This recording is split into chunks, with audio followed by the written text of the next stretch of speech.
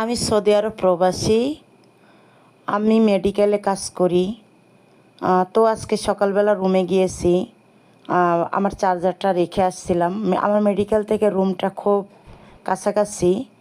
আর আমি সৌদি আরবে যে এলাকায় কাজ করি এটা হলো মরুভূমি এলাকা। এটাও এই জায়গার আশেপাশের মানুষগুলো তেমন ধনী না, গরিব। আর যাই হোক, আমি রিয়াল কথা বলি। দেখেন, আপনারা সবাই প্রবাসীদের পাশে থাকবেন। প্রবাসীদেরকে একটু সবাই অন্তত একটা লাইক দিয়ে যাবেন, ভিডিওটা দেখে একটা লাইক দিয়ে যাবেন আর ফলো করে যাবেন। একটা প্রবাসীকে আপনারা সবাই মিলে যদি সাপোর্ট করেন তাহলে প্রবাসীরা, দেখেন আমরা গরিব বলে আজকে প্রবাসী। টাকা পয়সা যদি থাকতো হাজবেন্ডের ঘরে বা বাবার ঘরে তাহলে আমরা কখনো প্রবাসে আসতাম না। কারণ প্রবাসে একটা মেয়ে কখন প্রবাসে আসে আপনারা জানেন? অনেক কষ্টের সাথে লড়াই করে যখন দেখে আর পারতেছে না তখন প্রবাসে আসে।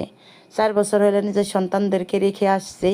আপনারা সবাই প্লিজ আমাকে একটু সাপোর্ট করুন।